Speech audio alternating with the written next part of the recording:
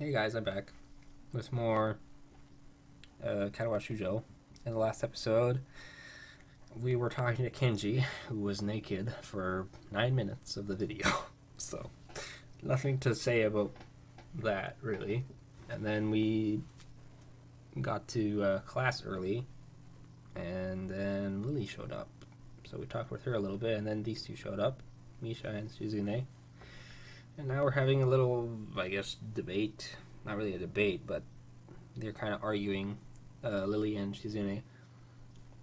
She emphasizes the last sentence, much to my surprise. She knows about Shizune and Misha's efforts to rope me into the student council. I guess word must have gone around, so now she's using me as ammo against Shizune. This just gets better and better. It was your responsibility. A budget report isn't something you should just be delegating away as class rep. It's your job to be on top of things. This kind of disregard for proper procedure is really just terrible.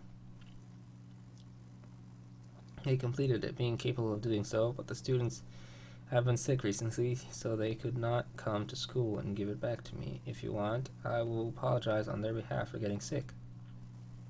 Okay. Although Misha misses Lily's little jab entirely. Shizune doesn't, and she seems torn between being offended by Lily's daring and jumping for joy at the prospect of a challenge. Lily, don't they live here at the school? That's a 5-minute walk, you know. What could they possibly have that prevents them from taking 5 minutes out of their busy lives to drop off something that will affect the enjoyment of their entire class? Lily opens her mouth to say something, but Shizune closes the gap between them and starts signing furiously, waving her hands around like an orchestra conductor. Misha tries her best to convey the same passion, but can't seem to lose her normal, cheerful tone. The result is interesting and somewhat surreal. And what's with that attitude? I say that it's not something you should be delegating away. Are you the class representative, aren't you? Tell me the names of those two students. They should have your job if you can't even handle something that's this simple yourself. One form isn't the full extent of what I'm supposed to take care of. Lily's tone is growing slightly impatient, but she is doing a good job of not letting Shizune see how unsettled she is becoming. She's playing her cards close to her chest.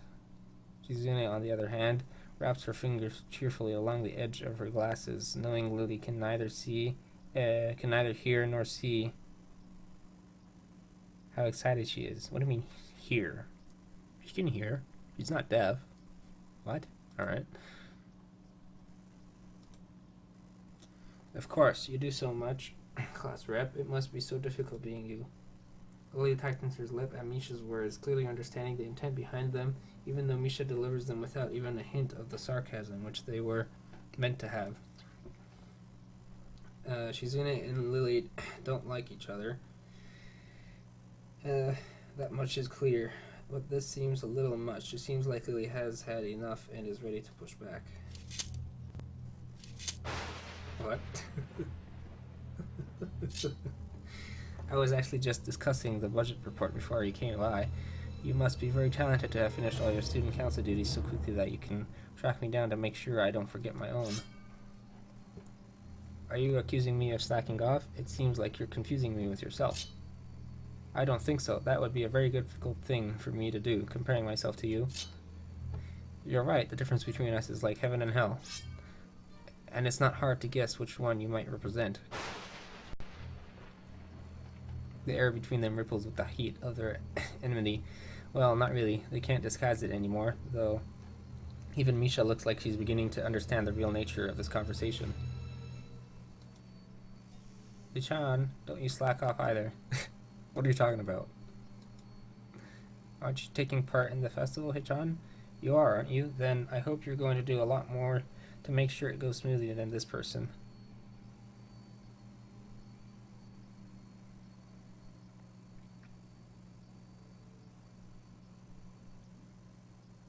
I don't understand why Shizune is suddenly getting mad at me.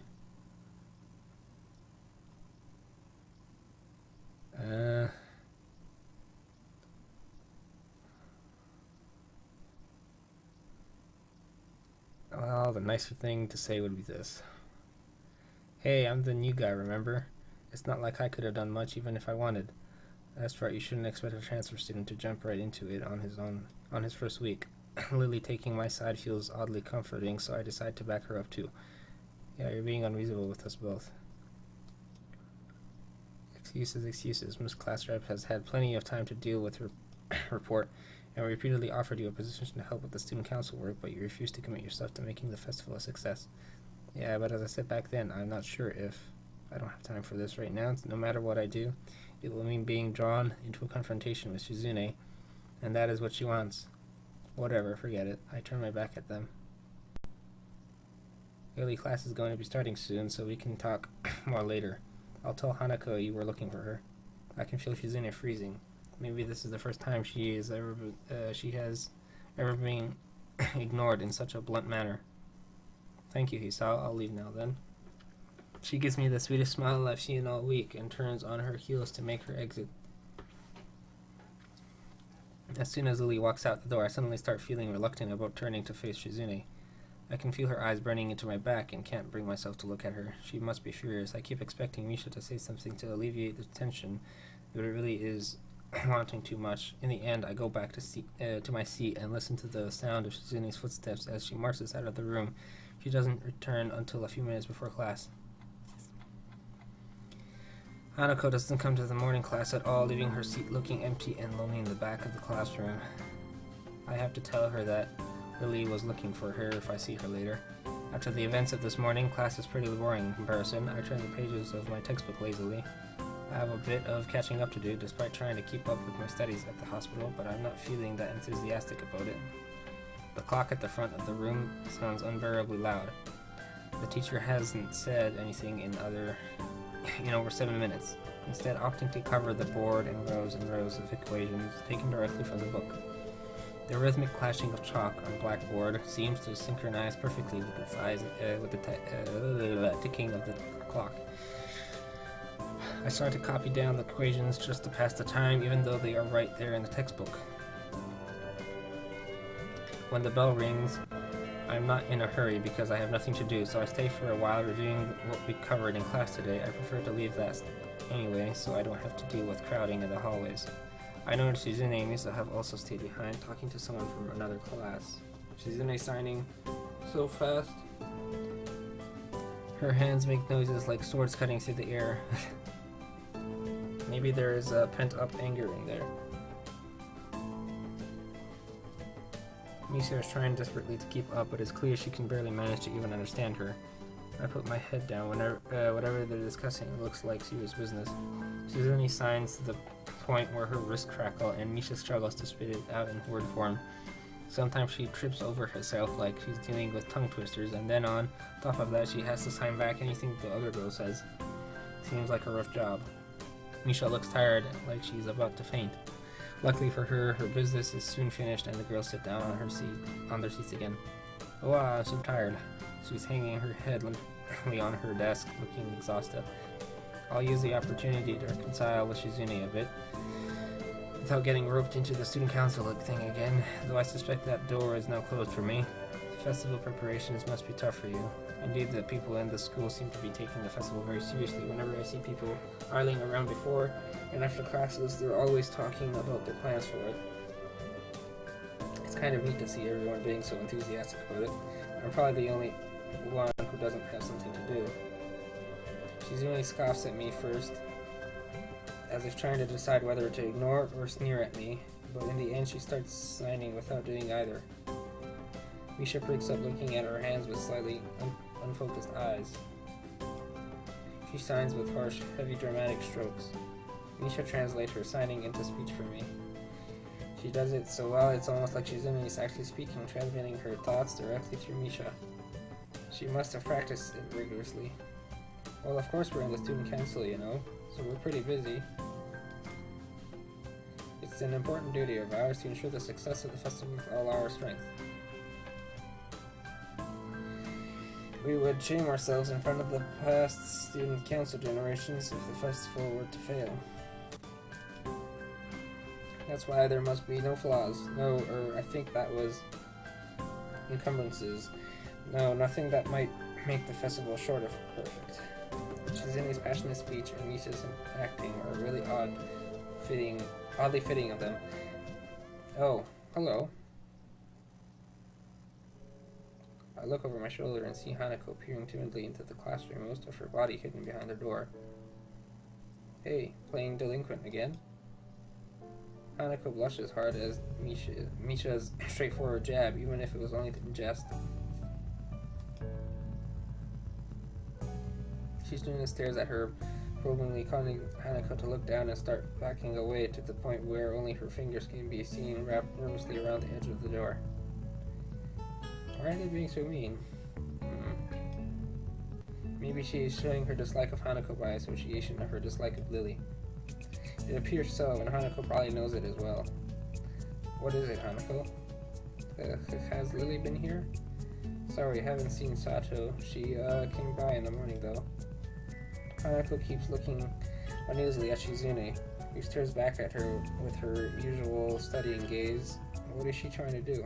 Of course, Shizune isn't going to look away, and she's intimidating enough as it is, so I can only imagine how terrified Hanako would be.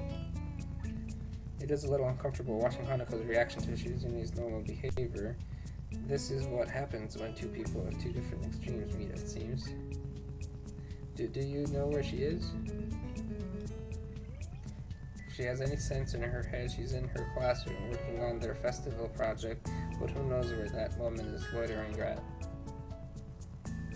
You need to find her? She was looking for you in the morning, but I guess you have missed each other. She waits a little without answering the simple question, looking awfully like she's not sure if it's proper to answer such a question. Yeah. I can come with you, if it's okay. Hanako nods fractionally, still on guard, her shoulders stiff like wood. I get the feeling that she might be more comfortable by herself after all, but it's too late to back off now. She has this really troubled expression she seems to wear almost constantly, one that makes me constantly be on guard myself. I wonder why. I kind of understand why she always seems to be so wary, or maybe more like why there could be a person like her. But I still have no idea how I should act around such a person. It's dinner time soon. Were you planning to eat with Lily? She nods slightly. So she must have been trying to get in this cafeteria. Well, there's something of a dinner crowd, just like the cafeteria is crowded during lunch. If it's not as bad because dinner time is longer than lunch hour. But I can understand why Hanako could be discouraged from going in. Bleh. I pick up my bag and we take our leave. Hanako skips a little to meet my initial pace, so I slow down to match her speed.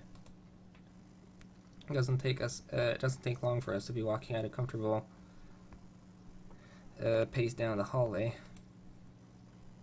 It almost feels like we're going for a stroll together, something that I can't say I've really done before with a girl. Hanako doesn't seem to be thinking the same thing, though. Even though we are walking at the same pace, she never comes within arm's reach of me. I guess she's still a little uncomfortable around me, given how shy she is. It doesn't seem to be much helping it, at least for now. By the time we arrive at the cafeteria, there is not much of a crowd here, but Lily is nowhere to be seen. Hanako's head sinks even lower than usual. Have you looked somewhere else already? Just at the library. I was reading. So she does spend the classes she skips at the library. So not exactly a thorough search then. Well, if I had to guess, she'd be in her own class like Shizune said, right? Alright. With the slightest of nods, Hanako agrees with my reasoning. God, she's being so awkward. It's like I need double-layered silk gloves with padding to even begin interacting with her. Some small talk might help her become a bit more used to me. It isn't hard to tell that the silence between us is hovering on the edge of both our minds. So you and Lily usually hang out together after class, right? Yes. I'm not quite sure what I expected from her answer, nor why I even asked the question. That much was rather obvious, after all. She doesn't seem like the type to cultivate or a social circle either, so I suspect that Lily may well be her only friend. Oh. Must be a pain being in different classes, I'm guessing. She gives a sharp, almost reflexive nod compared to Lily's careful thought about her actions and speech. Hanako hastens to make her answer as prompt and as short as possible. Lily comes by the classroom, though, even when she's busy. Alright, guys. Another 15 minutes. I'll see you guys next time for more Katawa Shoujo.